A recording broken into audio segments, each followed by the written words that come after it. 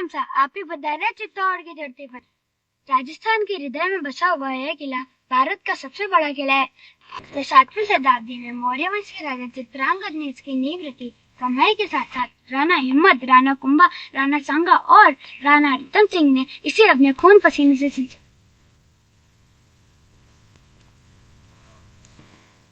तो आप होते चित्तौड़ के उस कोने में जहाँ पे बैठा होता है एक ऐसा राजा जिसकी वीरता से ज्यादा पूजनीय था उसका आत्मसम्मान, जिसकी रानी थी वह रत्न जिसकी आबाद दिल्ली तक आ पहुंची। ये है राणा रत्न सिंह का महल। यहाँ से शुरू हुआ था एक ऐसा अध्याय जिसे सुनकर आज भी आत्मा कांप उठेगी। ये कहानी है एक धरती की, एक मिट्टी की जो खून से नहीं बलिदान से लाल हुई। ये कहानी है चित्तौड़ की जहाँ इज्जत के लिए जौहर की ज्वालाएं उठी, जहाँ रानी पद्मिनी का सौंदर्य नहीं उनका स्वाभिमान इतिहास बन गया। ये कहानी है उस वीर रावल रत्न जिसकी तलवार तो उठी थी रक्षा के लिए, पर शत्रु ने छल से वार किया और फिर आया एक पैगाम, एक संदेश जिसे सुनकर चित्तौड़ के हर पत्थर ने हथियार मांगा। तो मैं अब आपको सुनाने वाला हूँ नरेंद्र मिश्र के द्वारा लिखी गई चित्तौड़ की शौर्य गाथा कि दोहराता हूँ सुनो रक्त से लिखी हुई कुर्बानी, जिसके कारण मिट्टी भी चंदन है राजस्थानी।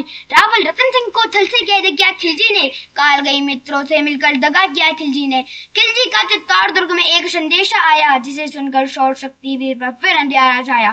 10 दिन के भीतर यदि पद्मिनी का डोला नहीं आया, रूप की रानी को न तुमने दिल्ली पहुंचाया, तो फिर राणा रतन सिंह का शीश कटा पाओगे और शाही शर्त न मानी तो पाछे पछताओगे।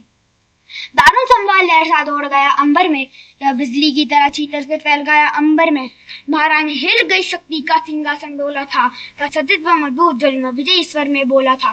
रुष्ट हुए बैठे थे सेनापति गोरा रणदीप, जिनसे रण में बह खाती थी खिलजी की शमशीर। अन्य अनेकों मेवाड़ी योद्धा रण छोड़ गए थे, रत्न सिंह से नीत का नाता तोड़ गए थे, पर रानी ने प्रथम वीर गोरा को खोज निकाला। वन वन भटक रहे थे मन में तिरस्कार की ज्वाला। ऐसा माना जाता है कि जब पूरा चित्तौड़ हार मान चुका था, तब रानी पद्मिनी स्वयं अपने घोड़े पर सवार होकर प्रथम वीर सेनापति गोरा को ढूंढने निकले थे। वह उन्हें एक कट वृक्ष के नीचे अपमान की आग में बैठे हुए मिले थे। पद्मिनी ने गोरा को खिलजी का पैगाम सुनाया, मगर वीरता का अपमान जवान नहीं मिट पाया। बोला मैं तो बहुत तुच्छ हूँ रानी, राजनीति क्या जानू, निर्वाचित तू राजमुकुट की हट कैसे पहचानू। बोली पद्मिनी समय नहीं है वीर क्रोध करने का, अगर दरा की आन हट गई गाँव नहीं बनने का। दिल्ली गई पद्मिनी तो फिर पीछे पछतावा, वो दाग लग जाओगे। राणा ने जो किया कहा वो माफ करो सेनानी, यह गोरा के चरणों में झुकी पद्मिनी रानी, यह कहा गोरा के चरणों में झुकी पद्मिनी रानी। ये क्या करती हो गोरा पीछे हट बोला, और राजपूती गरिमा का फिर ददक उठाता शोला। महारानी हो तुम सुशोधा कुल की जगदम्बा हो, प्राण प्रतिष्ठा एक लिंग धोती अग्नि गंगा हो। तब तक गोरा के कंधे पर दुर्गा शीश रहेगा, महाकाल से भी राणा का मस्तक नहीं कटेगा। तुम निश्चिंत रहो महलों में देखो समर भवानी, और खिलजी देखेगा केसरिया तलवारों का पानी, और खिलजी देखेगा केसरिया तलवारों का पानी। राणा के शक चलाने तक गोरा नहीं मरेगा, एक बार असर करने पर दर युद्ध करेगा। एक लिंग की शक्ति महाराणा वापस आएंगे, महाप्रलय के गोर प्रजन भी न रोक पाएंगे। शब्द शब्द में बाड़ी सेनापति का था तूफानी, शंकर के डमरू में जैसे जागे वीर भवानी, जिसके कारण भी चंदन है राजस्थानी। दोहराता हूँ सुनो रक्त की हुई कुर्बानी। खिलजी मतला था पानी में आग लगाने को, पानी प्यासा बैठा था ज्वाला पी लेने को। खिलजी मतला था पानी में आग लगाने को, पानी प्यासा बैठा था ज्वाला पी लेने को। गोरा का आदेश हुआ, सबके 700 ढोले और बाकुरे बांधे से गोरा सेनापति बोले, खबर भेज दो खिलजी पर पद्मिनी स्वयं आती है, अन्य 700 सखियां भी वो संग लिए आती है। स्वयं पद्मिनी ने बादल का कुमकुम तिलक किया था, दिल पर पत्थर रखकर भी आगों से विदा किया था। और 700 सैनिक जो यम से भी भिड़ सकते थे, और सैनिक सेना परिधा लाखों से लड़ सकते थे। एक एक कर बैठ गए, सज गई डोलिया पल में, मट मिटने की होड़ लग गई मेवाड़ी दल में।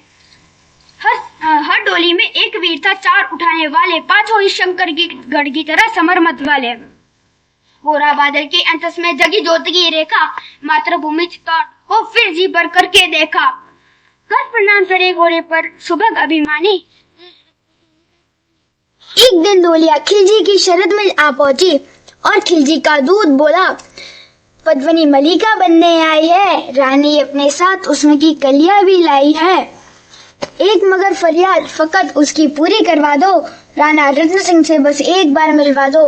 खिलजी उछल कर पड़ा का फौरन ही हुक्म दिया था, बड़े शौक से मिलने का शाही फरमान दिया था। वह शाही फरमान दूत ने गोरा तक पहुंचाया।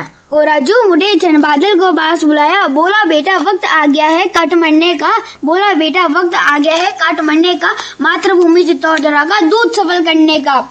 यह लोहार पद्मिनी फेस में बंदी रह जाएगा और केवल 10 डोलियां लिए गोरा पीछे रहेगा। जैसे ही राणा सब आंधी बन जाए और उन्हें चित्तौड़गढ़ तक सकुशल पहुंचाए। अगर भेद खुल गया तो बल्कि देर न करना और शाही सेना आए तो बरकरण करना। राणा जाए जिधर शत्रु को उधर न बनने देना और एक जवन को भी उस पर पाँव न बनने देना। मेरे लाल लाडले बादल आ न जाने पाए, दिल दिल कट मरना मेवाड़ी मान न जाने पाए। ऐसा ही होगा काका, राज की अमर रहेगी, बादल की मिट्टी में भी गौरव की गंध रहेगी। तो फिर आ बेटा बादल सीने से तुझे लगा लूं, हो ना सके शायद अंतिम लाट मार लूं। यह कह बाहों में भरकर बादल को गले लगाया, धरती कांप उठी, बादल अंबर का अंतस मन भर आया। सावधान का पद पर बड़े गोरा सेनानी, पूछ लिया जज से बूढ़ी आंखों का पानी, जिसके कारण मिट्टी भी चंदन है राजस्थानी। दोहराता हूँ सुनो रख से लिखी हुई कहानी। आज आपने सुनी चित्तौड़ की वो गाथा जो खून से नहीं आत्मसम्मान से लिखी गई थी, लेकिन शुरुआत तो अभी बाकी है। असली कहानी शुरू होती है अब। पद्मिनी का निर्णय, जौहर की ज्वाला और स्वाभिमान की अंतिम अग्नि परीक्षा अगले पार्ट में।